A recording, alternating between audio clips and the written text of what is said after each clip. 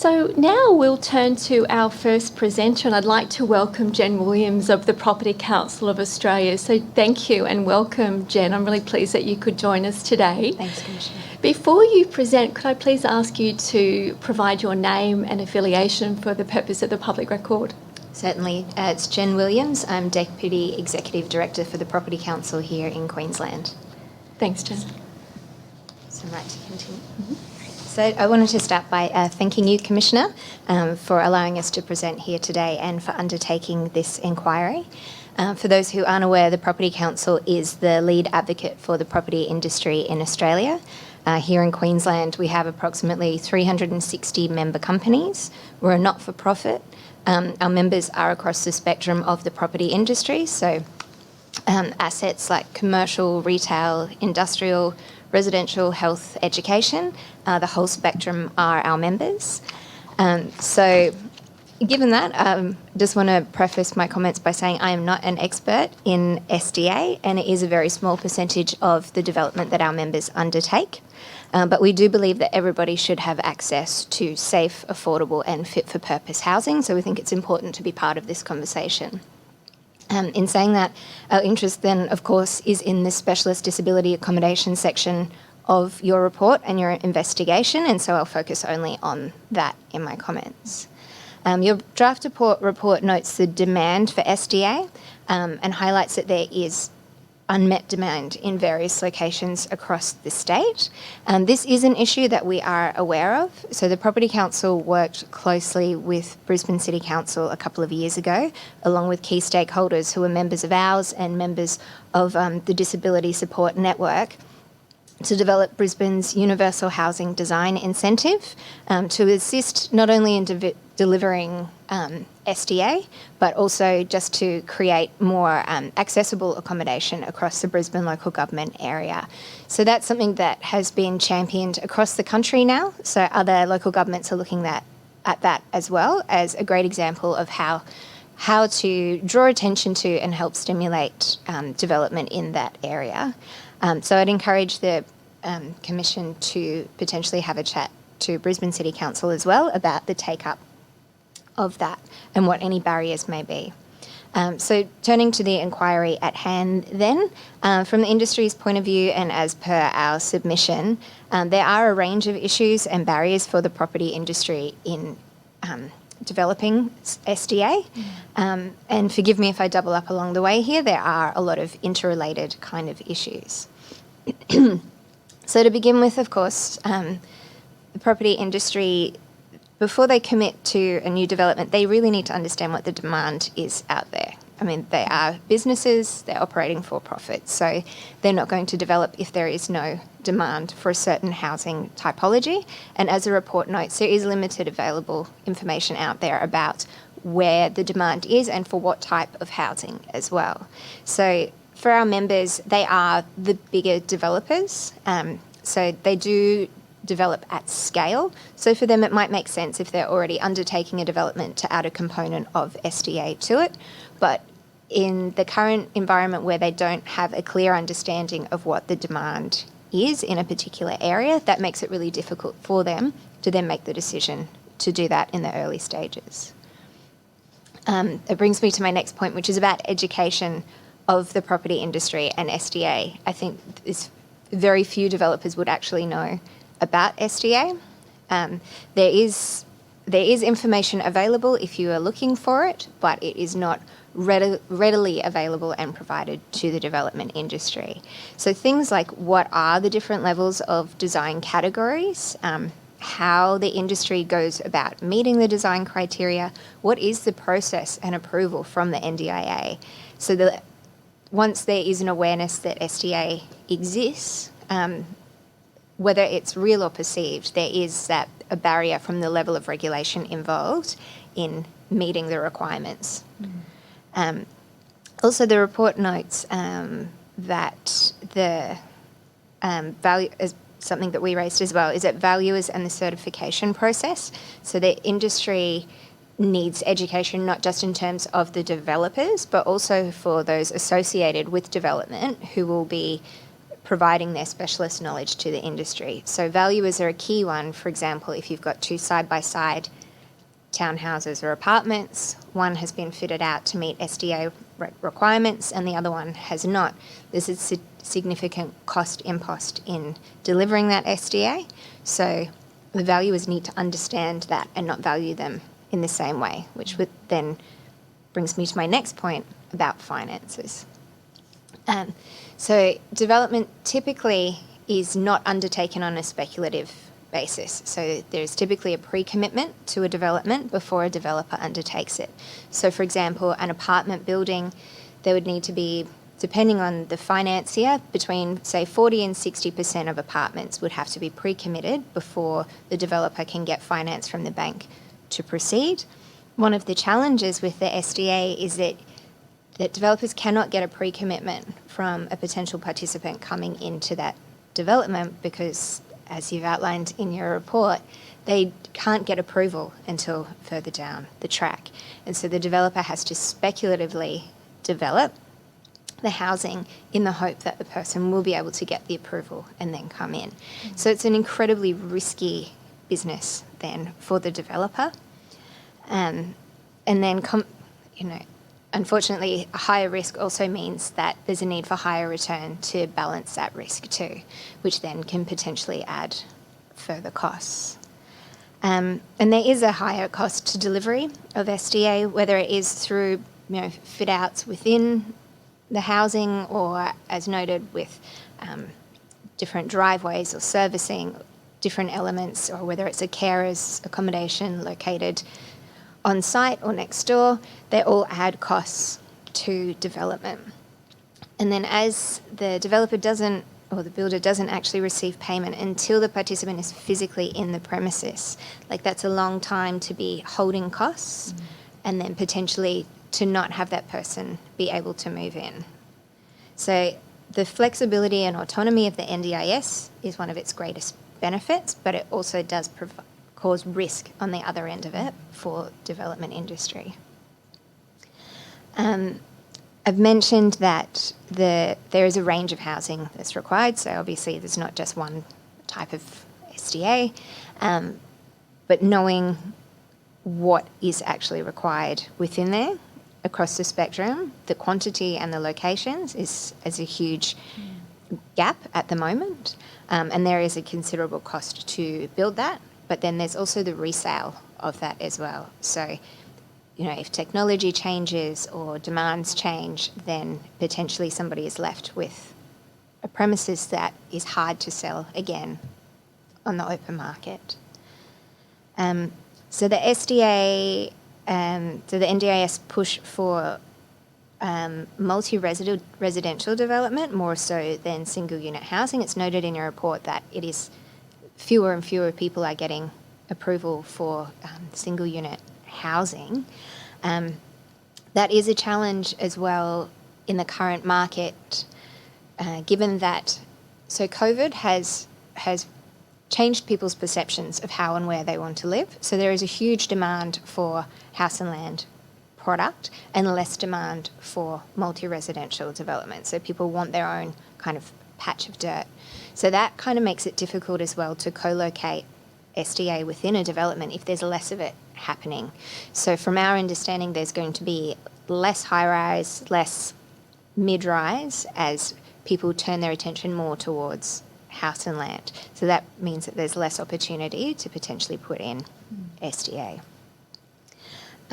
Things that need to be factored into the cost and for this housing as well is that, we want people to have well-located housing. We don't want people to be trapped where they can't access shops or public transport.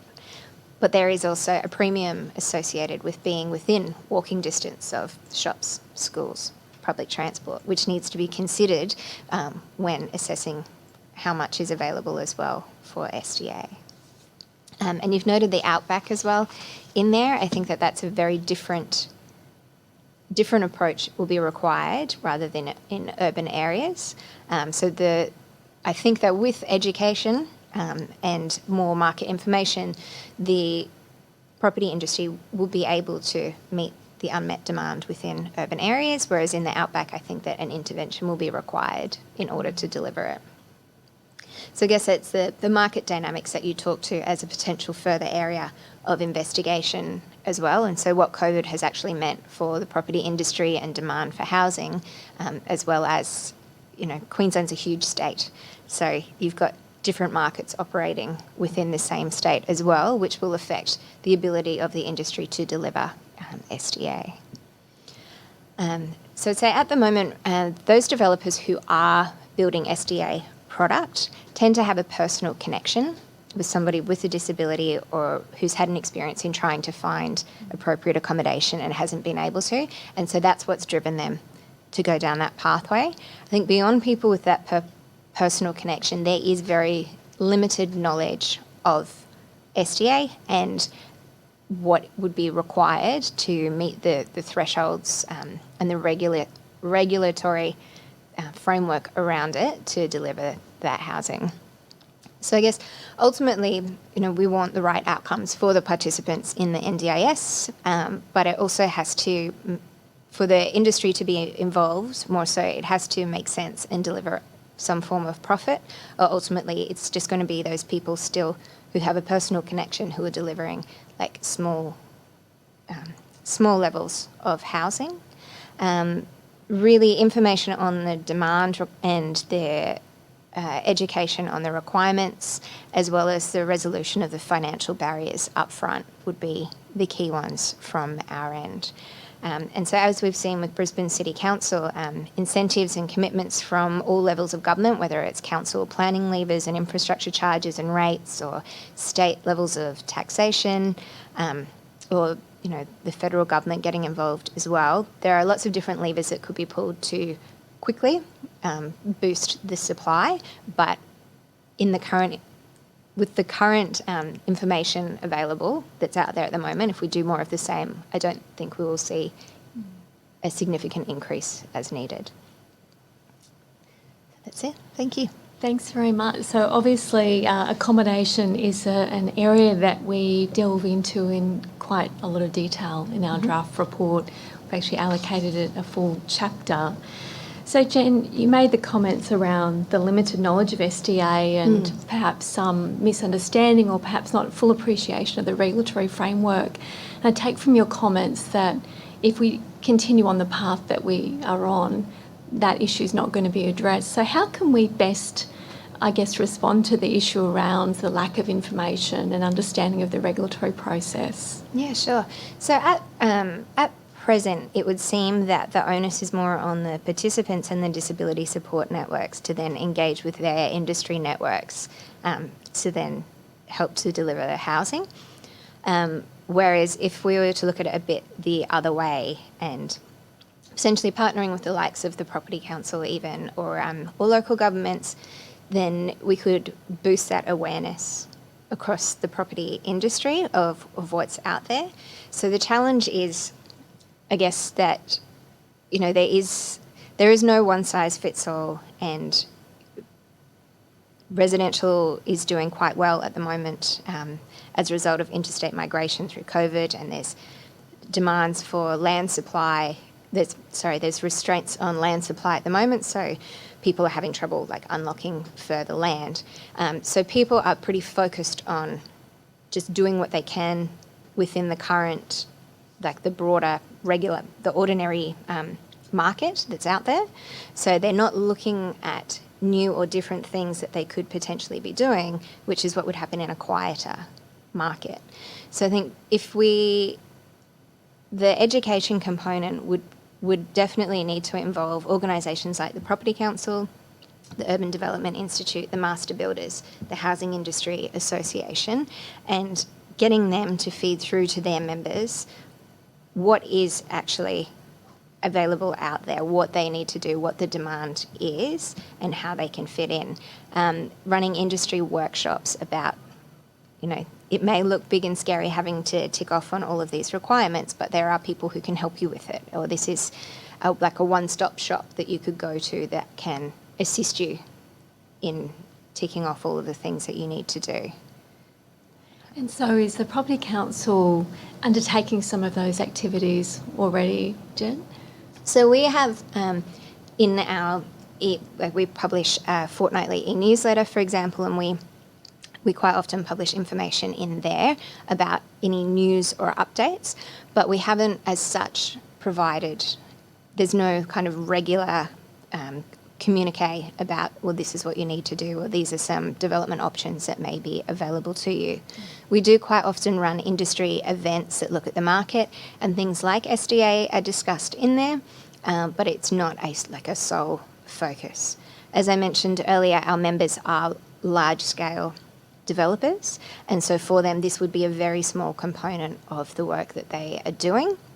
So you would get the interest of those organisations, but it would not be a broad interest. So as such, it's a small part of a conversation that we have about the whole residential market. And do you see a greater or a different role for the NDIA, perhaps in encouraging greater interest and investment in SDA? Yeah, I think that it, as a national agency as well, the Property Council is a national organisation too, so the comms that the NDIA could produce, or the one-stop shop they could produce for SDA, would be applicable across the country, not just here in Queensland. And I think that while your report notes that Queensland's a little behind the eight ball in terms of meeting the demand, I think that the other states will soon be in a similar situation unless we do get more supply on the ground. So the NDIA definitely have a role to play in terms of creating all of the information as a one-stop shop that that the people who would be developing this property or building these properties could go to, as opposed to targeting the participants and the support agencies, those who are actually involved in the on-the-ground deliverables. So you mentioned issues around lack of knowledge of the regulatory framework. Have you got feedback from members around the regulatory framework itself? Is it proportionate? Is it impeding SDA development itself? So I think property would have to be one of the most over-regulated industries to begin with. So there's a huge amount of regulation involved, federal, state and local government level, just to deliver, say, a house on land. So any bit of extra that people are, extra hurdles that they're required to jump to get development happening, we hear about and can become a barrier to development. So we know that our members will develop in areas. So in Queensland, for example, we have priority development areas. So they streamline the development assessment process to make it easier. And so there's high demand for developers to develop in those areas because it's faster, it's easier. And so they have, less time, they have less people required on the ground to do all of the paperwork and to tick all of the boxes. So we know that it would be the same thing for SDA, that for many, if they're running a smaller business or if they don't have a specialist person within their team who knows about what is required, then they just won't bother. The risk reward is just not there for them. You made a comment earlier, which that we also made in our report about the Queensland SDA market appearing relatively immature and undersupplied compared with other jurisdictions. Does the Property Council have a view on why Queensland seems to be quite different in this regard? I'm not sure on specifically why SDA. However, the Sydney and Melbourne, New South Wales and Victoria markets, they have larger property markets. There are more people. They also have higher density property markets as well. So there are more developers undertaking townhouses, duplexes, triplexes, apartments that typically would be included as SDA. Whereas here in Queensland, we're more likely to have house and land, and we are also a dispersed state too. So I think if you look at the southeast corner, there's more likelihood of being able, as I mentioned, to meet that demand, whereas the further out you go, it's probably a bit harder. And New South Wales and Victoria, potentially, given that they are smaller geographically and higher density, more development happening, that's potentially why they can meet it at a faster pace. So in our draft report, we also make a note that there is interest in SDA in Queensland, but doesn't seem to be translating to activities. So we referred to the fact that there are 552 registered SDA providers in the state, but only 9 were actually active. And that share compares with 34% nationally. So does the lack of interest translating to activity, does that come back to the issues that you raised earlier around difficulty finding information, perhaps understanding the regulatory framework? Or are there any other factors at play there that go to the risk issue? Potentially that's the spike in people who are signing up would have been through, for example, the comms of the likes of the Property Council sending out when we first became aware of the SDA. So telling our members, this is an opportunity for you, you should sign up. And then they probably, from there on, the lack of information, or then they start to delve into it and went, this is just all too hard, I don't know how to go about this. So they just have not. And as I mentioned, most of our members who are involved in SDA, they have a personal connection, and that's why they have kind of had the tenacity to see it through. And they're the ones that have been involved as well in our work with Brisbane City Council and developing the the livable housing incentive. So they're typically those people with the personal connection who would see it through to the end. So do you have any insights into what's happening in other jurisdictions around addressing the issues of risk and lack of information, or any best practice models that you perhaps could recommend? I think I'll have to take that one on notice. I haven't looked into what the other states are doing. All I do know is that Brisbane City Council's livable housing incentive has been championed as a good program that other states should take up as well. But I'm happy to look into that one and come back to you. Thank you. And one of the issues that your submission raised, and you touched on it here in relation to risk, was the issue that SDA is built and then there's the risk of getting someone to take it up as a tenant, and then the risk that the tenant perhaps moves out in a very short time frame. Does the Property Council have a view on how we could potentially address that risk facing SDA investors? So the risk is twofold. So it's that they don't get approval for SDA in the first instance. So quite often, and as you would hope, is that a developer or a builder, they meet with a participant and then spec it to their requirements. And so it is bespoke. So it meets their needs. It's not just, ticking the box of this is the design criteria. And so then the risk is that person doesn't get the sign off, or that they might also be talking to someone else or find somewhere else that's closer to their family or whatever it may be. So they don't move in the first instance, and so then that's a risk that you're then left with accommodation. At the moment, there is unmet demand, so potentially someone else could move in there, but that is if it meets their needs as well. And then the secondary risk is after a short period in there that potentially they could look for somewhere else to go. So it might not have met their aspirations. They might have thought that they were going to go to a university that was close by, but then that's changed and they're going somewhere else, or their personal circumstances might change, which means that they then would like to move as well. So in terms of how to mitigate that risk, the whole the foundation of the NDIS is about autonomy and flexibility, and so you wouldn't want to lock people into a long-term lease, so they obviously need to be able to move. But potentially it could be underwritten by the government that they could provide some form of guarantee to the people who are taking on that development risk in building a property, that there will be somebody in there, and if not, that at least some form of rental guarantee is given until a new tenant can be found. And Jen, any insights or feedback from your members as to how easy it is to get SDA approved through local government processes? Is that proving to be a barrier at all, or holding up SDA development? I think it would depend on which local government area you develop in. So again, keen to take that one on notice. But I know that Brisbane City Council, as part of their design incentives, did set up a specialised team to assist with those approvals to make sure that they weren't held up in the system and that any kind of intricacies to the different types of approvals were able to be dealt with quickly. So I'm not sure how other local government areas are dealing with them. We do know from experience in terms of the approval process that anything that is out of the box does trigger impact assessment, which takes time and becomes open to submitter appeals and all sorts of things as well. But I know that Brisbane City Council is doing what they can to kind of limit the time impact of that.